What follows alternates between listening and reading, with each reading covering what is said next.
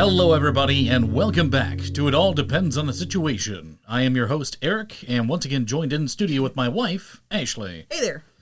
All right, and we're back for more with this Book It Pizza Party Part 2.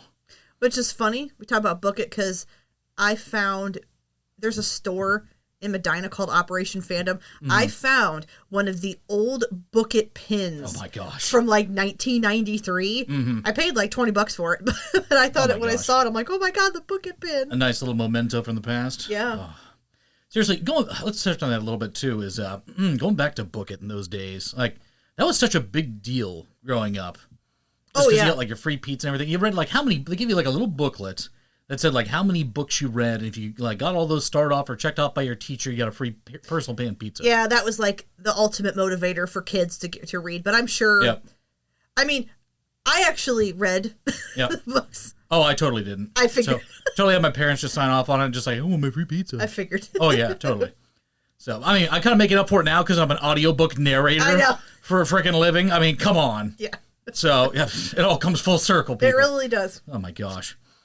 But, yeah, precious time. So, that's why we're kind of like paying homage to that with our pod episodes here. Well, speaking of audiobooks, because the whole kind of reason we wanted to do this episode is because while we were on vacation a couple weeks ago, we were driving out to Florida, and we were listening to the audiobook of Dungeon Crawler Carl. Mm-hmm. Which you recommended checking out because so many people love Dungeon Crawler Carl. Well, I've talked about this before. I have a book talk page on TikTok, and I posted a video, and I'm like, we're going to be having a 16-hour drive, so recommend some good audiobooks for me. And like almost every single person recommended Dungeon Crawler Carl. Yep. And I have already read it. Yep. But you hadn't. Correct. And I kind of thought you would like it a little more than you did. Yeah, honestly, I was kind of very underwhelmed by it. So, okay, before we go any further, spoiler alert, we're going to talk about this book. Spoiler alert if you have not read Dungeon Crawler Carl. Yeah, exactly. So, yeah, read or listen to Dungeon Crawler Carl, the audiobook. Like I said, the narrator did a great job with the audiobook. Fantastic narrator, yeah, I have to say. Not knocking him. Like I said, just the content of the book is not really super over the top about. So. Which, okay, shocks me. Right, because I love Dungeon Crawler video games. You like RPGs and you like video. So, okay, if you have no clue what we're talking about, if you've never heard of Dungeon Crawler Carl. So, Dungeon Crawler Carl, it's a lit RPG. Mm-hmm. And basically, how to describe, I don't want to make it too long-winded. So basically, main character is named Carl, and just an average dude living over in an apartment. Then all of a sudden, aliens invade, quash the entire planet. So basically, what happens? He's with his girlfriend's cat. Mm-hmm. The cat jumps out the window, and he goes outside to get the cat. Mm-hmm. Which this cat is actually a very prestigious, award-winning cat or something. Yeah. So it's kind of like one of those fancy cats. Her name's Princess Donut, by the way. And so as he's outside getting the cat, all of a sudden, every single building is smushed to the ground. Yep. So if people are in cars, they got smushed. If people are in buildings, they got smushed. It's almost like gravity got turned on and just smashed everybody that wasn't outside. If you were outside, you were perfectly fine for some reason. Which made no sense. But then you come to find out that an alien corporation basically seized the planet because their contract with Earth was up for what was it? They were going to basically harvest all the resources out of Earth, and all the survivors were going to be part of this. Basically, it was this intergalactic game show. Yeah, so they were being recorded at all moments, and basically it was Hunger Games in space with multiple levels. Well, it's a dungeon. So basically, all these portals start opening up, and all the survivors, you could go into the dungeon to try to win the game. And there's multiple levels of the dungeon. And I personally enjoyed the book. Yeah. For me, I just thought it was kind of going off the rails a little bit as we kept on proceeding further down the rabbit hole, kind of like Carl further going down the dungeon levels. Well, I think in the first book, he only goes through the first 2 levels? I think so. So, like I said, I didn't finish it because, frankly, I'm just I kind of petered out my interest. Like I said, though, because how much you like video games and RPGs, I was shocked that you did not like it as much as you did. Yeah. Or much as you didn't. I mean, the whole thing with new achievement. Oh, my God. You ran over a squirrel. You're a piece of shit. It's what? See, I thought that was... But I do understand some people's criticism of the books because one of the main criticism I see that it's a bunch of bro humor and some of the off-color jokes Definitely. in the book. So I can see it is. Yeah, there are some, I would say, mildly offensive jokes in there. Oh yeah, definitely. A lot of stereotyping too. Well, more than mildly offensive, but I don't know. Just like I said, the more I listen to, I'm just like, okay, just not my cup of tea. So okay. But once again, like I said, the narrator did an awesome job because, like, the whole main character kind of sounds like, what did you say? Sounds like Duke Nukem meets what? So, okay, the narrator makes Carl sound like, to me, a mixture of Duke Nukem and Kronk from Emperor's New Groove. Yeah. That's all I could hear. Here's goes poison. But he did so many different voices. Okay, but my favorite character probably in the whole book is Princess Donut, the cat, because she gains the ability to talk. Yep. And she's so funny. Carl. Carl. And, of course, like, for some reason, she's able to gain the ability to speak. She gets magic powers, and she also starts off with, like, a personality stat of, like, this ridiculous. It was like a 25 starting off, which is just absurdly like, huge. she had way higher stats than Carl did for the most part. And she could, like, convince entire tribes to basically just, like, buy into whatever she was selling. The goblins. Yep. One of my favorite things was those two goblins. She named them, because they didn't have names, but she named them after the two characters in Gilmore Girls. What are your names? Here, I'm going to name you, and I'm going to name you. Was it Rory? I never watched Gilmore Girls. Rory and Lorelai, I think. Yeah. Yeah. So there's all these references to, like, other pop culture things all throughout the book. Those are kind of like fun little nuggets to kind of dig at. And they end up going on, like, there's like a game show, like, the whole reason, like, the way you win, you have to try to get, it's very much reminiscent of social media, like, you have to get, like, followers, patrons. Oh, yeah. And, like, at the end of, like, what?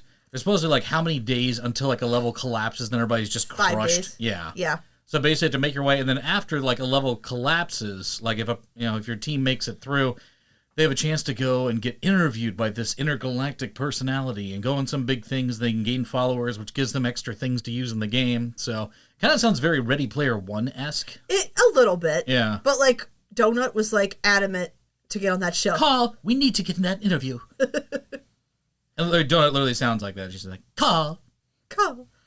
And but all the different voices that narrator could do was impressive. Yep. The famous phrase, God damn it, Donut.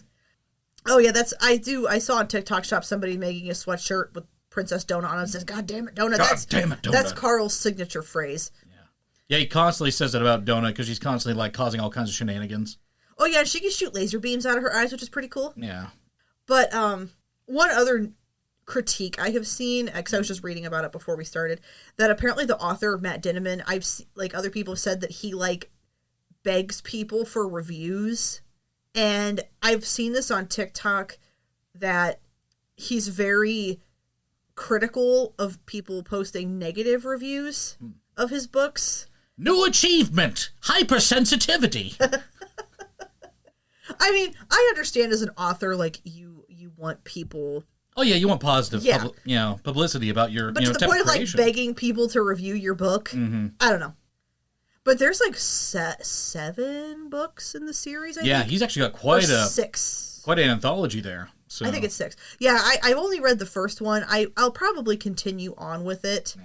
I don't know if I will. Like I said, the narrator really was kind of the saving grace of a lot of this stuff. But like I said, just the story itself, I'm kind of like, I'm tuning out. But when I was reading it, though, like the different achievements that would pop up, I was cracking up. Yeah. The whole, like, I do like a little announcement thing that just comes up because it's all distorted. New achievement. Like, because it reminded me, like, when you're playing Xbox and you get an achievement. You pop up, yeah, any kind of video game just pops up with an achievement. And most of them are just kind of like very empty achievement things where it's just like, you suck.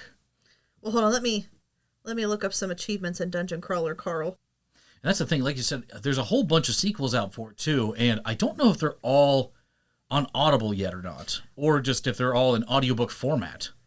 Oh, there's a Dungeon Crawler Carl wiki. There's a wiki for everything. The Crazy Cat Lady achievement. Entering the dungeon with a cat. Let's see. What's the one of the other ones? Why aren't you wearing any pants? Oh, yeah, so when Carl goes into the dungeon, so when he went outside initially to get the cat... He was in his underwear, wasn't he? Well, he was in his boxers. Mm-hmm. He put on a leather jacket, and he put on his girlfriend's pink Crocs. Mm-hmm. So he goes into the dungeon like that. Yeah, so... Yeah, why aren't you wearing pants? And then... Oh yeah, the achievement. You monster! Killing a child. Fall into an obvious trap. There was the one, in the book, the computer's AI or whatever, had a foot fetish. Mm-hmm. So when Carl would, like, kill a monster with, like, his bare feet or something, I think you fell asleep through these achievements. But probably. But when the computer would, like, read the achievements, like... Achievement unlocked. But, it would sound like it's seductive kind of type of way. But it's it would sound like the one of them with... it popped up. It sounded like he was, the computer was having fun with itself. And oh, gosh. It was like, oh, my God. Glad I slept through that. Yeah, you slept That's the type of weird stuff. I'm just like, oh, this is just... Okay. New achievement. Going down the weird rabbit hole.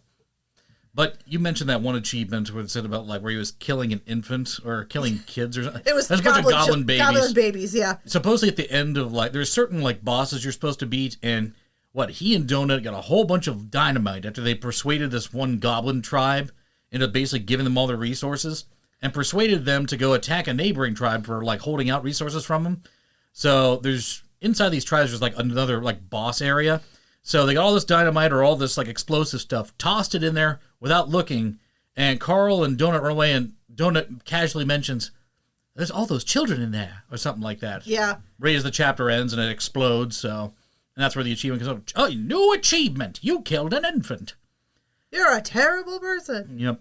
And that's kind of reminiscent of a game called High on Life, which is kind of like, everybody calls it the Rick and Morty game. Yeah. Where there's this annoying little alien that just keeps on pestering you, and the character keeps on saying that they're a child, and you actually have a chance to actually pull the trigger and actually kill that alien in the game. Oh my God. And the achievement actually pops up and says, Fallout wouldn't let you do this. Because Fallout, and Bethesda has a thing where, like, you can't kill children. Yeah. And then you find out later in the Rick and Morty game, High on Life, you find out that person was actually like 40 or some elderly thing, even though he appeared to be like a child. That's how they get around that. But then in Dungeon Crawler Carl, when they said that achievement, the achievement goes like, you're a horrible person. But then the achievement was like saying, oh, well, the children are actually safe. Mm-hmm. But then they're like, no, that's a lie. They bamboozle you. The children are actually safe. They got teleported to a happy land where they live happy lives for the rest of their life.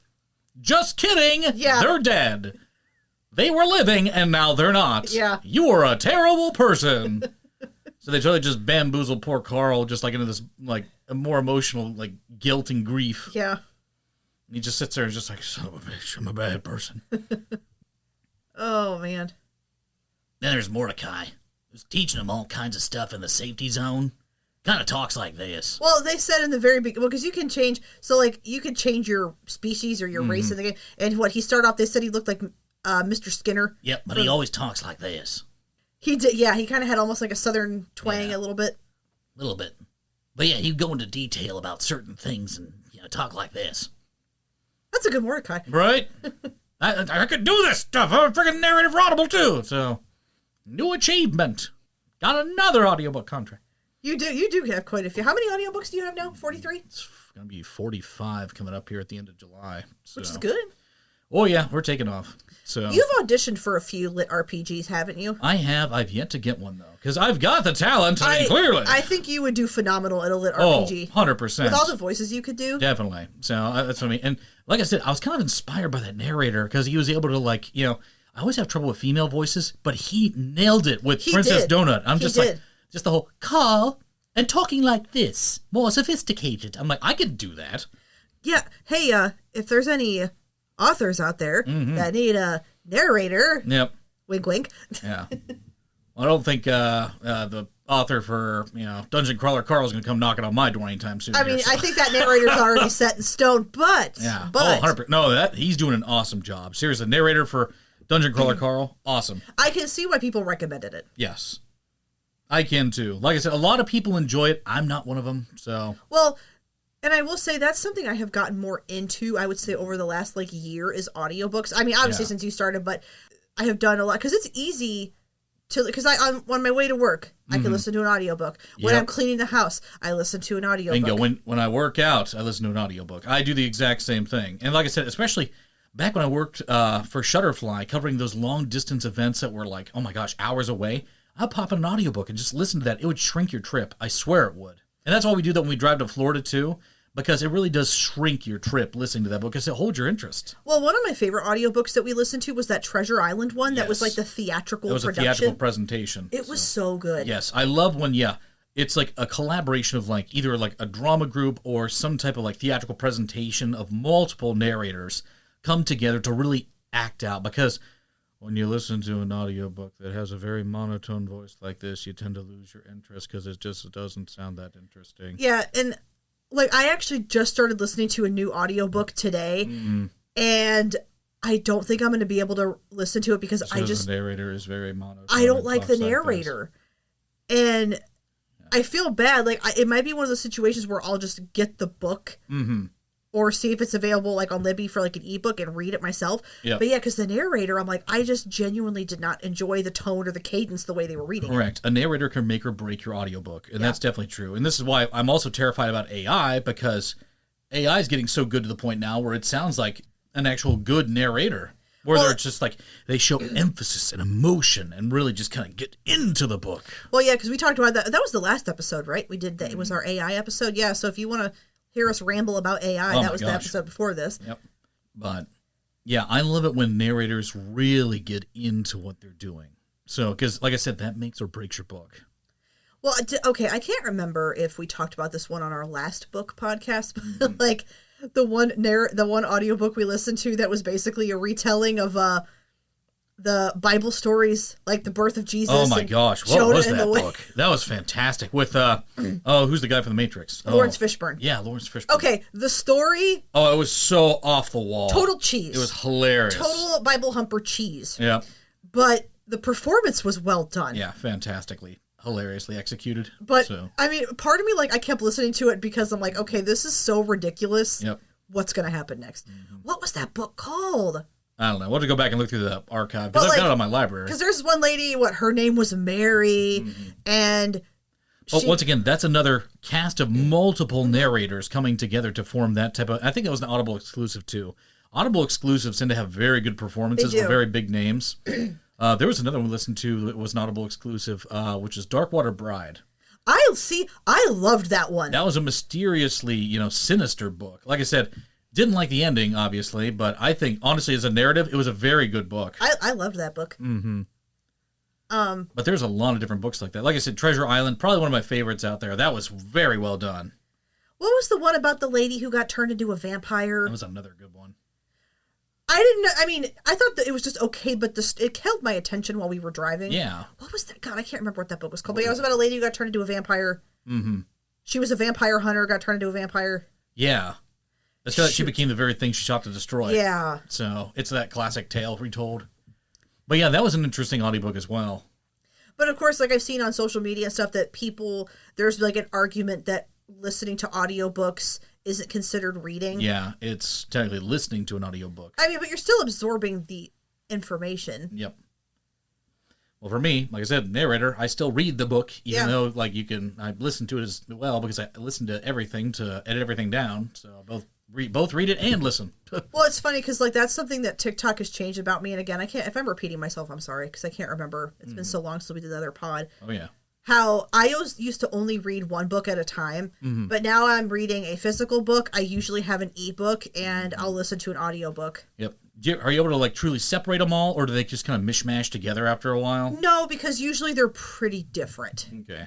So that's good. And here's the thing, like, if I read all one genre, I'm sure it would all mix together, but usually, like, I have a fantasy book, a sci-fi book, and a lot of times with audiobooks, I tend to listen to like biographies, memoirs, autobiographies, mysteries. I tend to like listen to mysteries and thrillers a lot.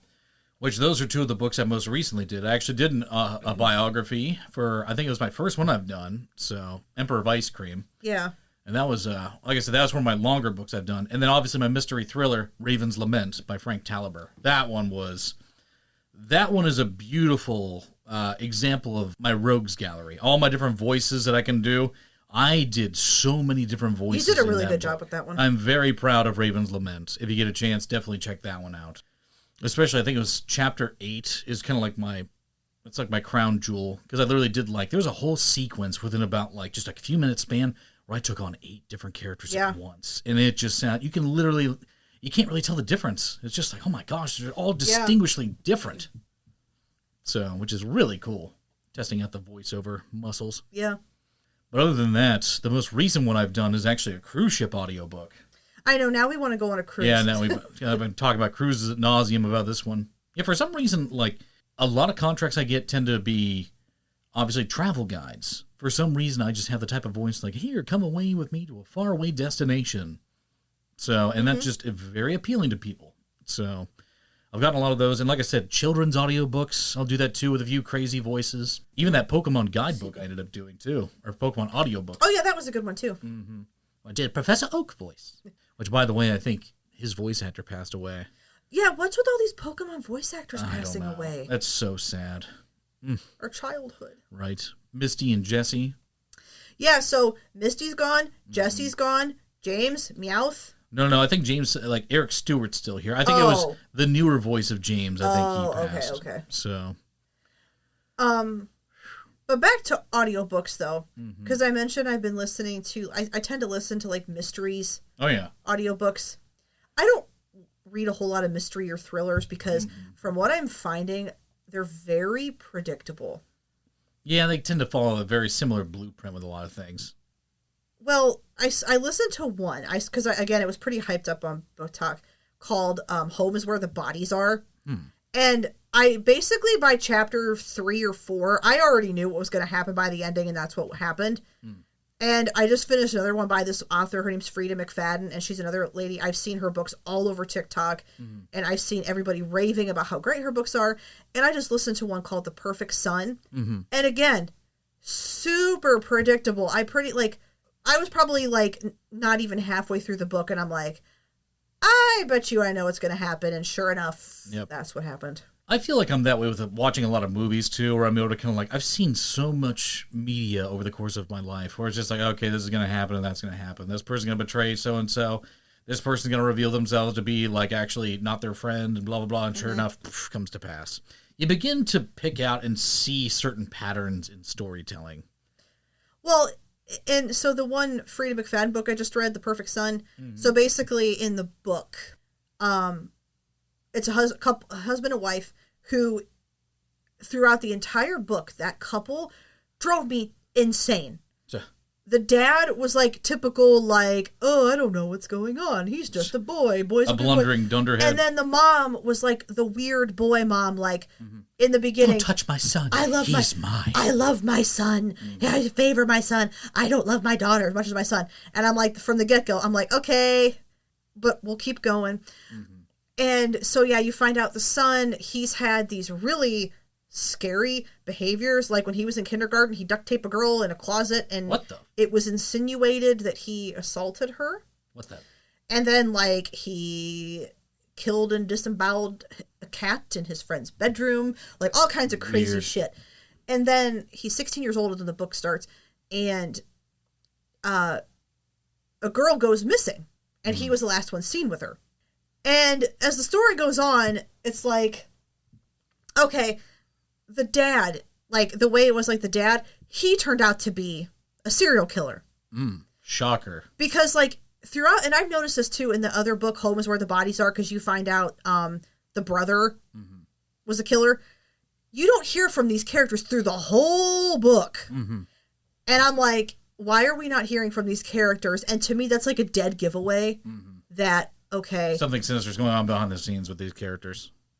And that's something I've seen from what people say about Frida McFadden books. The characters, it's why they're so blatantly obvious. But some of the things that she makes them do and say, what are you doing? Right. So I'm looking for a good, mystery thriller author, but I'm finding it's just hard because it's so predictable. Oh, yeah. But I don't know. And I'm also looking for a good author to finally be my first lit RPG adventure. Yeah, that's what we were saying. That's what I said earlier. So, any lit RPG people? Oh, yeah. I think it'd be a very interesting challenge, honestly. I think you do really well at it. Oh, fantastic. That's the one thing.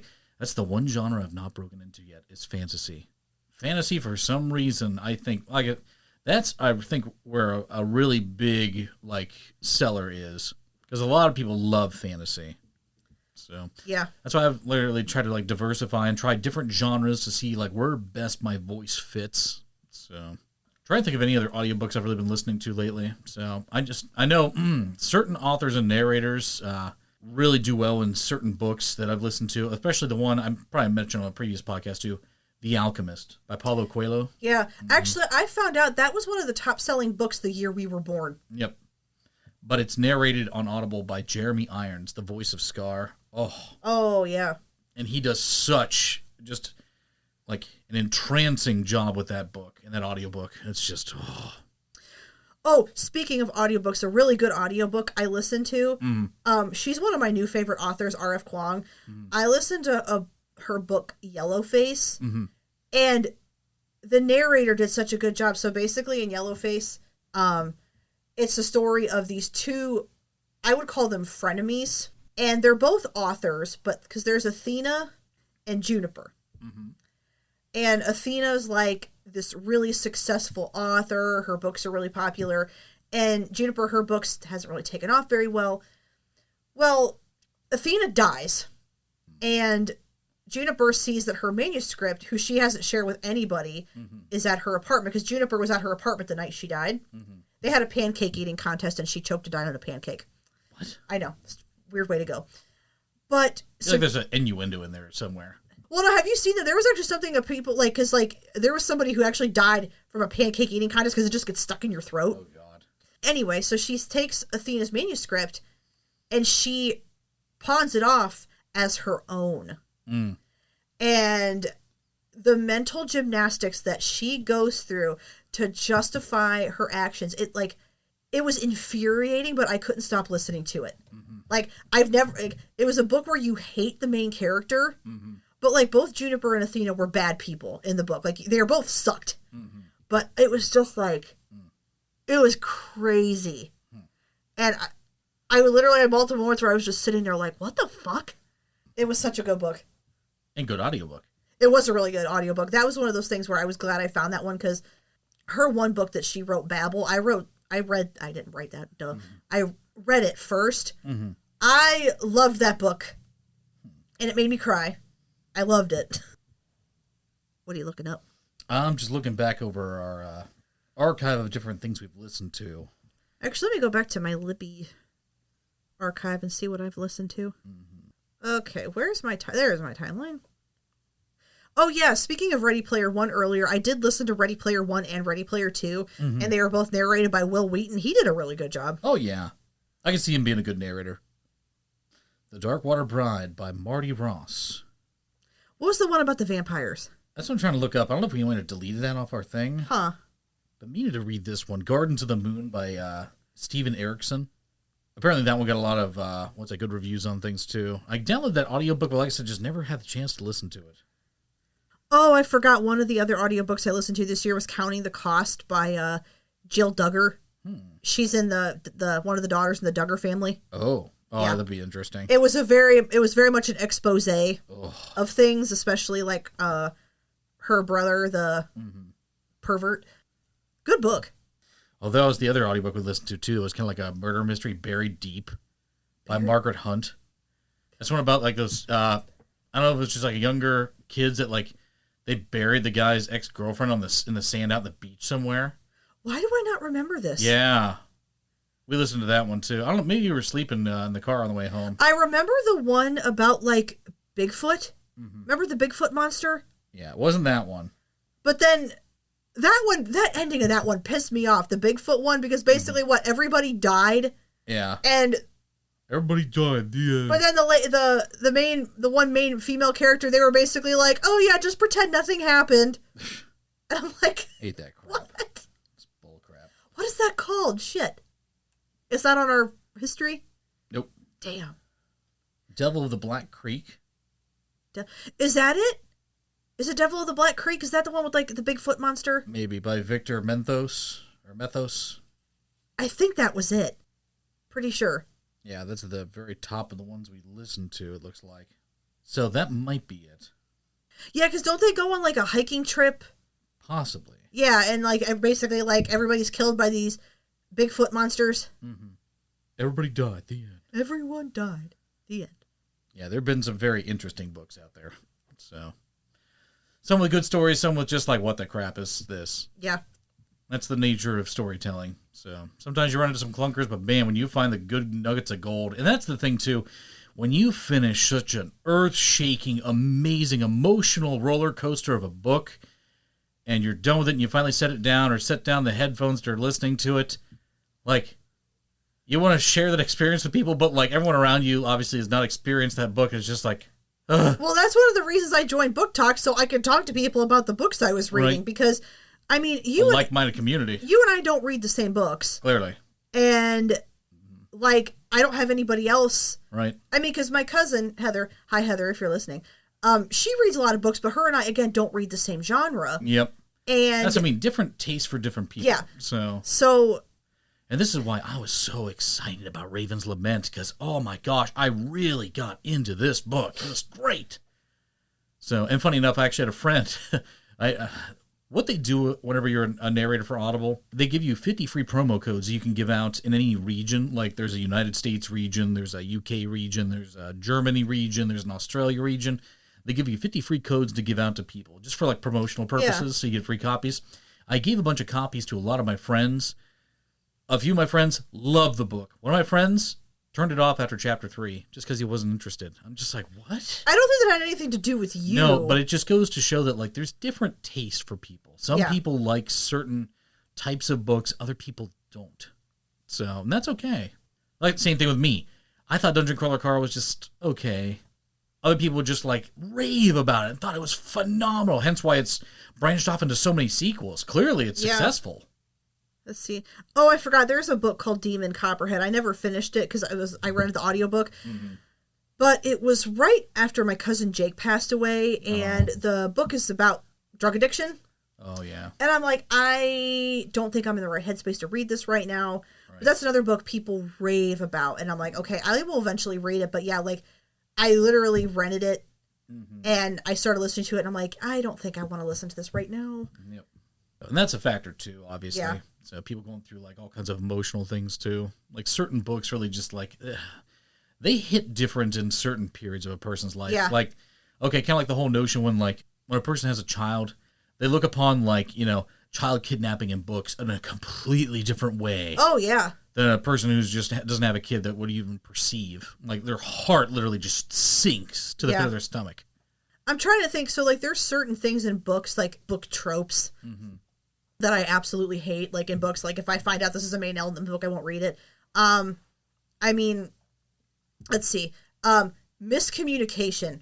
The miscommunication trope in books drives me crazy. Well, once again, it's trying to build tension in the characters. Okay, I don't mind if it's like a little tiny bit of a chapter, like there's a little bit of miscommunication, but if it's like the half of the book or the whole book, I'm like, just talk to each other. You were the leader of the rebellion. You didn't tell me. We're done. Hashtag Iron Flame. Sorry, that pisses me off. That book still pisses me off, and I haven't read Onyx Storm because I can't. But I feel bad. My friend Yanni, she sent me a copy because she had 2. So I do want to read it because she sent it to me. But I'm going to have to work up to it. And there's also, I don't like infidelity in books. I hate that trope so much. Yep. I don't like... But you have that vampire book that basically happened where the lady turns into a vampire immediately, like, has a boyfriend, human boyfriend, turns into a vampire, and then within one night sleeps with vampire. I know. I didn't like that. I'm like, what is this? Surprise pregnancy in books, hate that. Yep. What's the other one? Oh, like when they talk about the female main character and how tiny and weak and skinny and frail and feeble, and she had crutches. She had like a cast on her leg. Yeah, like, I hate that. Yep. But then also, like, she's so itty bitty, skinny, teeny tiny, but she can take down this giant man. I hate that. I hate it.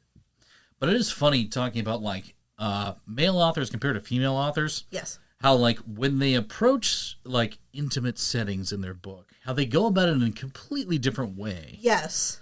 So, I feel like with female authors, it's more of an emotional, sensual type of scripting. From what I've seen on TikTok, not all the time. Oh yeah. You should some of the not hating if that's your thing, that's cool. Yeah. Some of these dark romance books, oh my lord. I mean, Very I don't get it. That's cool. That's just not my thing. But like, but you say you like to point out the stereotypes with guy writers, how they always talk about they focus on nipples. Oh my god, they're obsessed with nipples. What is male authors' obsession with nipples? Yep. I don't understand. And boobs. And like, I think that was a critique of a Stephen King book. I think it was Carrie. Mm-hmm. Somebody pointed out that he talked about boobs so many times in that book and like weirdly described them, like, and it was almost off-putting. I haven't read Carrie in a really long time. I don't remember that, but... Yeah, I've seen the movie. Never read the book, so... But yeah, it is definitely... See, if those type of scenes in books, I don't mind if there is a scene where it's just like a sensual scene, but I don't like the whole book to be that. Because I'll get, like, there'll be a fantasy book, and there'll be a scene in it, but it's not, like, overly... It's kind of like a fade to black type of situation where it's implied that's what's going to happen. But then, yeah, some of these books, it's like, bam! Yep, go gung-ho into all the... And all I'm the like... hanky-panky. Yeah. And that's what I mean, like, listening to those type of audiobooks, I would be so uncomfortable. How about narrating those type of audiobooks? But, because there was one I tried to listen to called The Butcher and the Blackbird. Very, very raunchy book. And I'm like, I'm sitting there trying to listen to it, because that was another book that was super, super hyped on Book Talk. And I'm like... I feel very uncomfy. Yeah. That's the thing. Once again, a narrator can make or break that stuff, too. Because if it's just some Joe Schmo going, oh, yeah, blah. No, the narrators did very well. That's what I mean, yeah. Some narrators, like, make their bank off that type of stuff, but too. I never finished it, but I'm just kind of like, okay, I mean, I get why people like it, but it's just not for me. But I just couldn't imagine, like, I don't know. To me, it's awkward. Yeah. Like I said, imagine being in the narration booth trying to record that when you literally just read a whole, like, intimate scene like that, and you're like... Well, you had to do an intimate scene in Raven's Lament. Yes, Raven's Lament does have a few intimate scenes. So, it's interesting how, basically, I've used my voice as two different characters getting sensual with each other. Yeah. Which was a very interesting experience. Okay, but so for you, it's just you recording down here. But could you imagine, like, a professional production? You've got probably, like, a producer, editors. You've got, like, people in the room with you, and you're having to... Yep. But here's the thing, though. They're also directing in a way, too, where they're just like, hey, let's bring up the tone on this. Let's, try to lay off that. So they're giving you more guidance. Here, it's just like you and microphone and script. And you're just sitting there going, all right. Cannons away. But that would be so... I could not. Yep. So, it's interesting. Definitely interesting. So, but yeah. Those scenes, like I said, it's just another challenge as far as, like, the whole audiobook thing is concerned. So, because, once again, not only do you have to stay in character, and then you have to act with emotion in certain things, too. Like, when they get angry, or when they get euphoric. So, it's interesting roller coaster of emotions. So, and that's why, honestly, it felt... very rewarding at the very end of getting that book done. It's just like, wow, that was such a cool experience to do that. And I'd love to do more. But yeah, any authors out there looking for a good neighbor, hey, come my way. I will happily do your book. Oh, man, it was so much fun. I might actually go back and listen to Raven's Lament. Like I said, after I was done, there's this stone that's in the book, too, called the Lapis Lazuli stone. And we actually went out and bought one. So it's actually gracing our podcast table. It's got like a permanent residence down here. So kind of like where is it? It's right behind the little thing. Oh, there. Here it is. Yep. Oh, I can fidget with it while we're talking. It's a beautiful little blue stone. So, but yeah, that is really pretty. My little memento for finishing that wonderful audiobook. So, Frank Talbot, if you're listening, thank you so much for that opportunity. You were amazing. He owes you a beer if you ever go to Canada, right? He reached out to me. He's just like, you ever come up to Canada, I'll buy you a beer or 3. I'm just like, fantastic. So, same thing. You ever come down to Ohio, let's go up to Hofbrau and we'll get some beers. So, fantastic. So, and that's the thing, too. Every single author that I've worked with has always been very courteous or even offered, like, return work. Because I've had a few with Lyle Fisher, for example. I've done history books with him. And he's come back with, different books to be able to do those contracts. Yeah. Like I said, that's another niche I got into too was obviously history. So I've done history books, I've done biography, children's books, travel books, a lot of how-to guides lately too, because through the month of June I ended up doing a lot of like homesteader-like books. Yeah. Where it's like introduction for like heirloom seed keeping, like how to keep your seeds for a long time.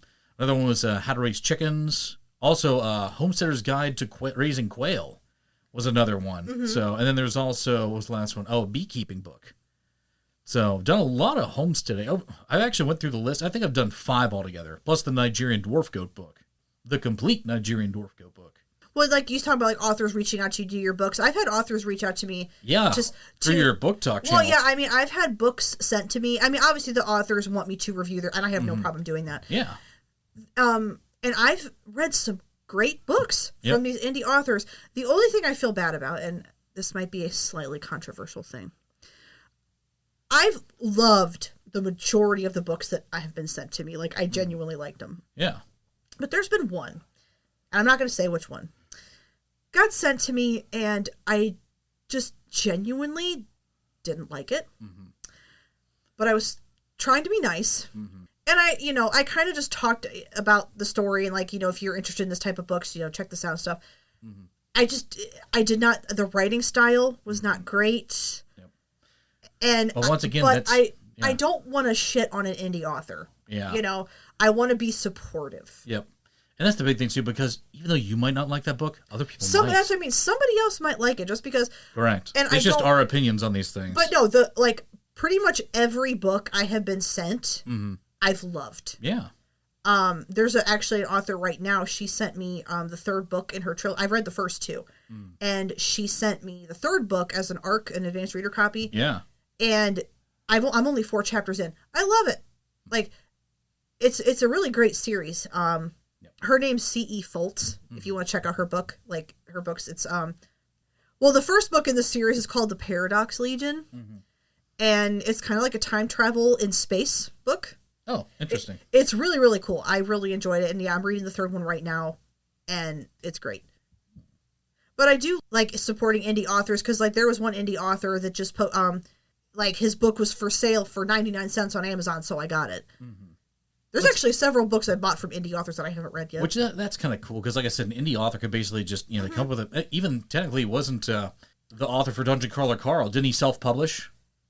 Because I don't think he went through any big publication company or anything like that. I thought he just kind of like put his book out there and maybe for the first one. Yeah, but I thought he just kind of like produce his own book and boom. Well, I mean, obviously, I think now obviously he's with a traditional publishing house. I would imagine. But new achievement, self-made. Yeah, the one book that I say, I was so disappointed in the one that I did not like. Well, and there was one other book from an indie author that I bought, and this one I bought myself because I kept seeing the videos, and I'm like, oh, okay, this looks like a book that I would really, really like. Mm-hmm. And the book takes place, it's an ancient Egyptian themed book. Mm-hmm. Would you love ancient Egypt? I do. I love it. But then several of the characters who are supposed to be these ancient Egyptian gods have white Anglo-Saxon names. Mm. And as soon as I saw the names, I could not continue. I could not. I DNF'd. Is that like Yugi having Yu-Gi-Oh, where like the pharaoh's named Yami or something like that? And it's very Japanese for Egyptian. I mean, that's a little bit more forgiving because it's an anime. Yeah. But this book, it was supposed to be like, ancient Egyptian gods and goddesses. Yep. And you mean like Slifer the Sky Dragon and Obelisk the Tormentor? Yeah. Total Egyptian gods? Totally. But I've complained about that before, too. I know you have. But yeah, this book, as soon as I heard this, it's like some ancient Egyptian goddess's name, I'm like, that is a white girl's name. That is not an ancient Egyptian name. And I could not finish it. I'm like, I can't. I wanted to like it so bad, but couldn't do it. Yep, that's some of those books. What do they call them? DNFs? Did not finish. And I used to be a person who, even if I didn't like the book, I wanted to finish it because I'm like, oh, I bought it. I want to finish it. I never. Did I finish? 50 Shades of Grey. Yeah. Oh, Heather's going to be like upset with you that one. I know. She knows I do not like 50 Shades. Down there. Oh, I tried. We mentioned that before. If you ever get a chance, there's a parody of Gilbert Gottfried reading 50 Shades of Grey. I tried. I did. Fantastic. I mean, I tried with Twilight. Mm-hmm. I watched the first Twilight movie, but I drank a Buzzball. Oh, I watched it with riff tracks. That's the only way to really kind of stomach it. But yeah, I did that. And I kind of feel like 50 Shades of Grey really opened up the doors to all the dark romance Oh my gosh, stuff. all the knockoffs that you see like over at the stores. Yeah, it's just like they're everywhere. Hilarious.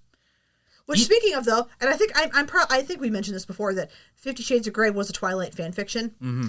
And that's another thing that's kind of blowing up in the book sphere. Mm-hmm. So there is a Harry Potter fan fiction called Manacled. Yeah.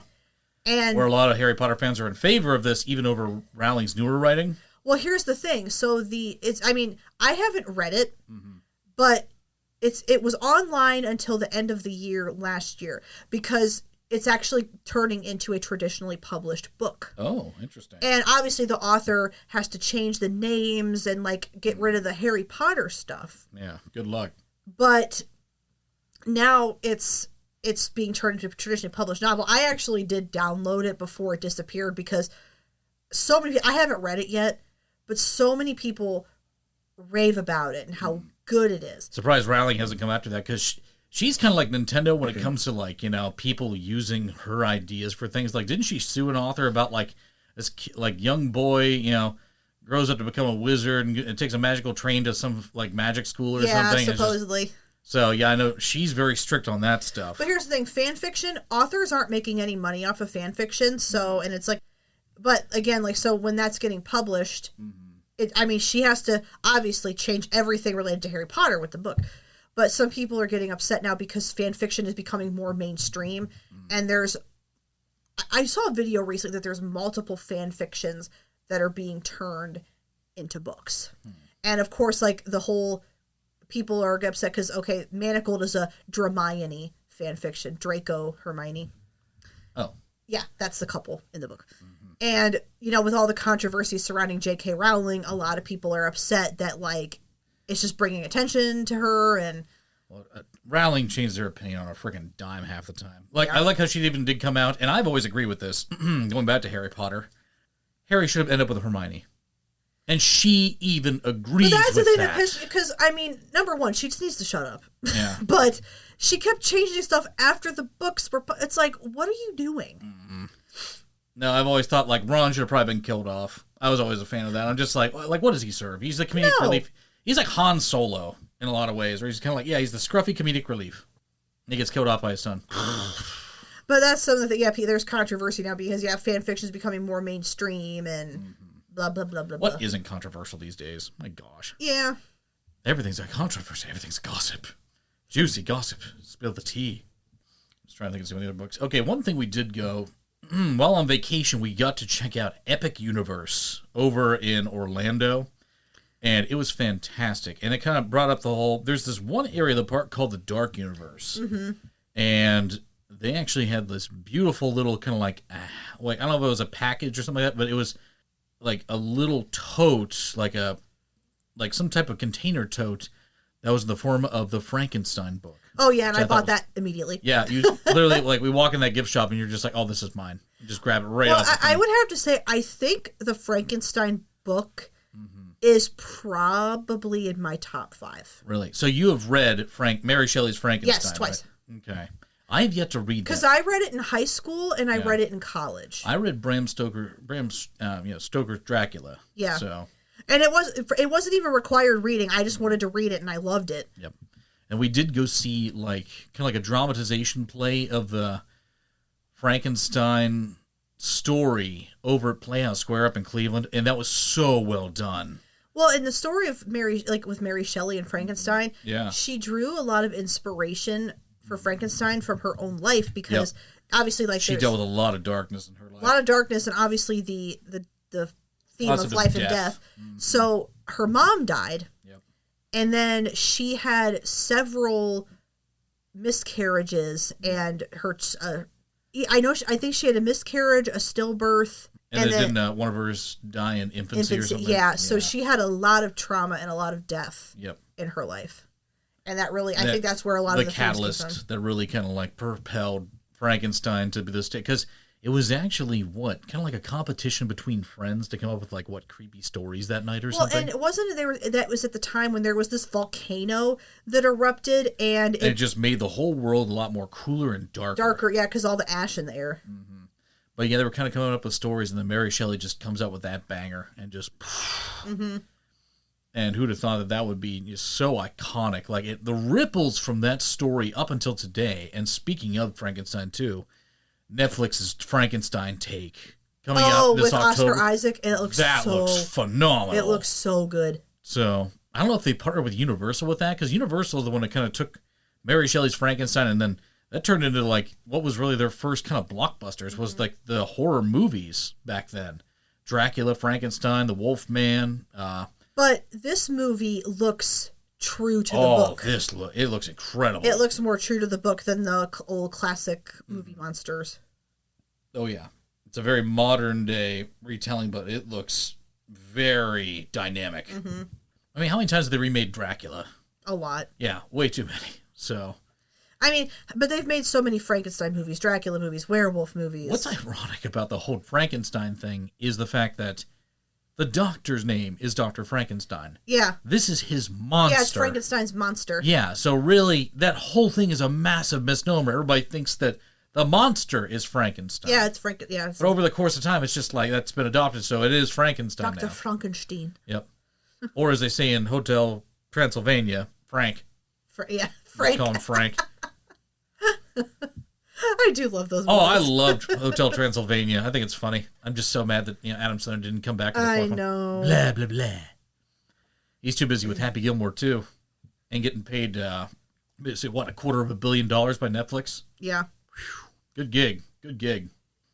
Maybe I should go back and like reread some of those old horror movies or horror books, because we have tons of those. We have a ton of them, like, because we kind of went gung-ho at Books A Million, and we bought all of these really cool, like, hardcover books. And that's another audiobook contract I'd love to pick up, is a horror book. So I'd love to get, like, one spooky book and then one Christmas story. I think it would be fantastic.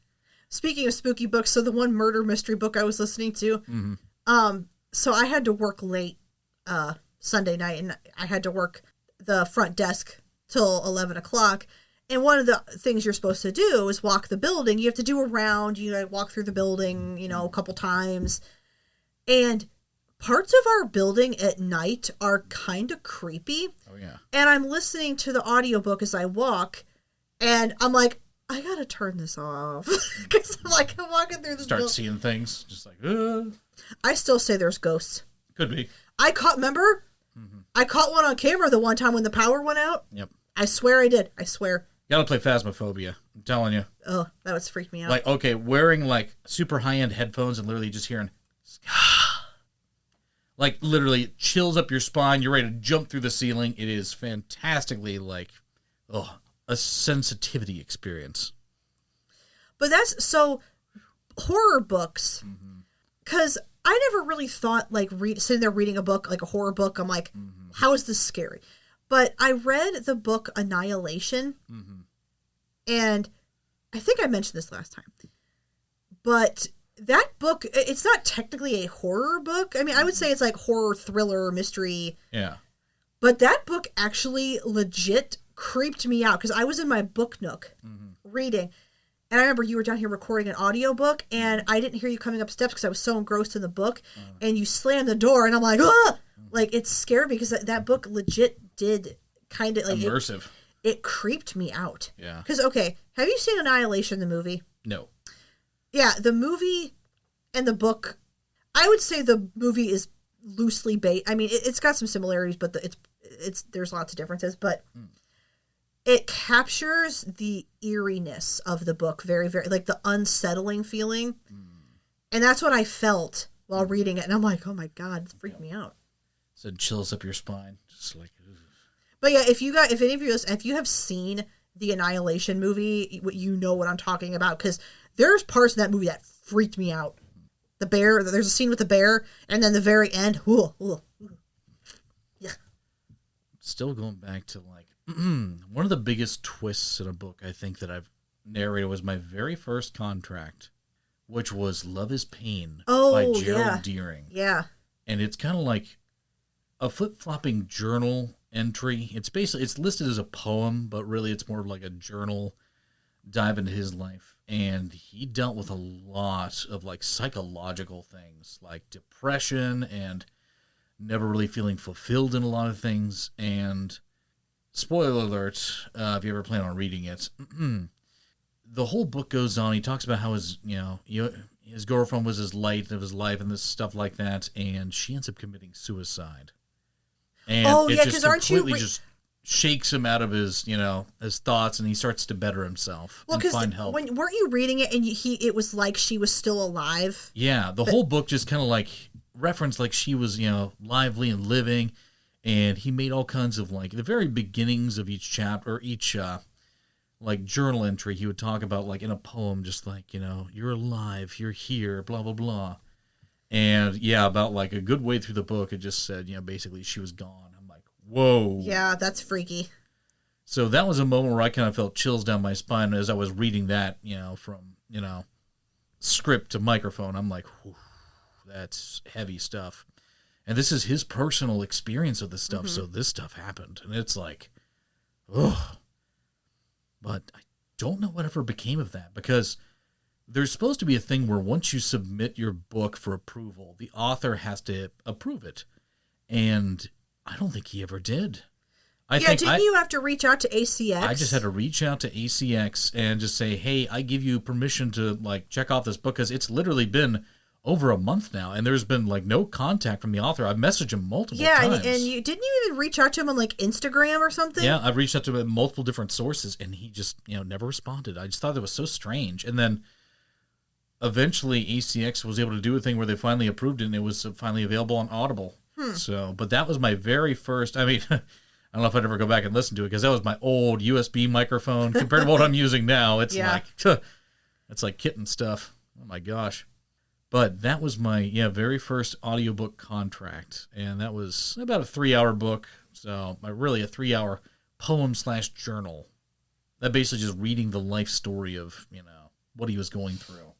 But it was definitely an interesting experience. So set the course for where I am now. 45 audiobooks later, that was number 1. Whew. Yeah, but so if you're ever dealing with psychological help or something like that, reach out. Ask for help from somebody. My gosh. Just as I was reading through that and everything, I'm just like, man, I just like to kind of like reach out and just kind of talk to the guy and be like, hey, it's okay. So. But that's a way, like writing that was a way for people to let out their feelings. Oh, yeah, to vent. Yeah. I get that. And honestly, sometimes, much like we were talking about with Mary Shelley, sometimes that's the best outlet, because people feel that on such a deep level. I mean, look how it's just resonated to today. It's turned into a theme park ride and movies and everything. From the pain of somebody. I mean, you can make the example of Linkin Park as well. Their music had such pain and suffering that was just Chester emphasized through their music and art. That even Van Gogh, all the pain he was dealing with, he was able to turn his pain into beautiful works of art that have lasted generations. This also kind of reminds me of Charles Schultz too, like the person who created Charlie Brown. How someone asked him if like he should just go to therapy to kind of cure Charlie Brown, and he said like if I did that it would kill Charlie. So if he went to therapy to fix his depression, he'd say if he did it would kill Charlie Brown. So he deliberately did that just to keep Charlie Brown alive, and it's just like it's some of the saddest things I've ever heard from a creator, illustrator, and author.